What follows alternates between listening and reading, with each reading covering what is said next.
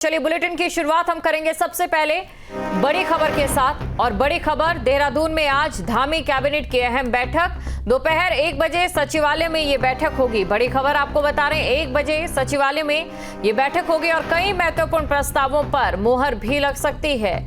शिक्षा समेत कई विभागों के प्रस्ताव आज पेश किए जाएंगे। इस बैठक में आबकारी नीति का प्रस्ताव भी आ सकता है कैबिनेट में। ये बड़ी खबर आपको बता रहे हैं, दोपहर 1 बजे सचिवालय में बैठक रहने वाली है। कई महत्वपूर्ण प्रस्ताव जिन पर मुहर लग सकती है।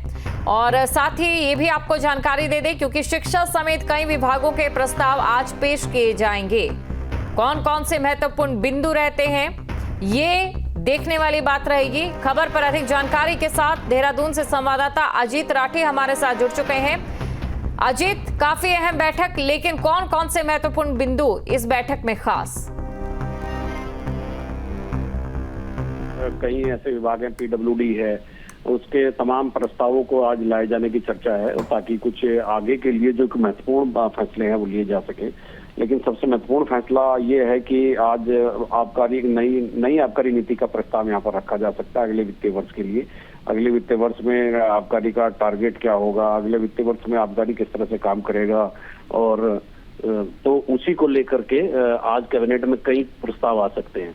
तो उन्हीं प्रस्तावों के मद्देनजर आज कैबिनेट की एक बैठक 1 बजे बुलाई गई है और 1 बजे की बैठक मुख्यमंत्री की अध्यक्षता में होने वाली इस बैठक में कई प्रस्तावों पर चर्चा होगी, जिसमें आबकारी, शिक्षा और स्वास्थ्य, पीडब्ल्यूडी समेत तमाम महकमों के यहाँ पर कई प्रस्ताव होंगे। जी शिक्षा से जुड़ा किस तरीके का प्रस्ताव? इसी के साथ आबकारी नीति की जब भी हम बात करते हैं अजीत, अक्सर देखा गया है अगर नीति सही बना दी जाए तो जाहिर तौर पर राज्यों को कई मामलों में मुनाफा भी हो जाता है। बिल्कुल, शिक्षा विभाग में जैसे एक चर्चा हो रही है कि जो चतुर्थ श्रेणी के जो कर्मचारी हैं, वो हजारों कर्मचारी है, उनको आज मतलब उनके आउटसोर्सिंग से रखने पर उनको मोहर लग सकती है सरकार की, कि आउटसोर्सिंग से 2500 कर्मचारी वहां पर रखे जाएंगे। इसके अलावा कई और भी प्रस्ताव हैं। और आबकारी पर जैसे अभी आपने कहा, तो आबकारी को लेकर तमाम विवाद हर साल रहते हैं। तो इस बार सरकार मुझे लगता है कि कुछ बदलाव के साथ नई आबकारी नीति पर पेश करने जा रही है। कुछ बदलाव होगा और ऐसा कुछ बदलाव होगा जैसे पिछले सालों में आपने देखा होगा, सरकार को बहुत आलोचना भी झेलनी पड़ी।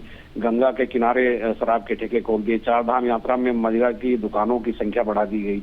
तो ऐसे सूत्रों से जानकारी मिल रही है कि इन पर थोड़ा सा एक अंकुश लगाने की बात इस नई आबकारी नीति में हो सकती है। जी बिल्कुल, और शिक्षा को लेकर भी क्या कुछ खास रहता है, ये समझने वाली बात होगी अजीत, क्योंकि देखिए अक्सर आउटसोर्सिंग कर्मचारियों को जिस तरीके से आपने बात की कि उन्हें और रखा जा सकता है, उत्तराखंड की एक तस्वीर ऐसी रही है कि जहां पर स्कूल है वहां पर अध्यापक नहीं, जहां अध्यापक है वहां स्कूल नहीं, तो बेहद ज्यादा जरूरत है।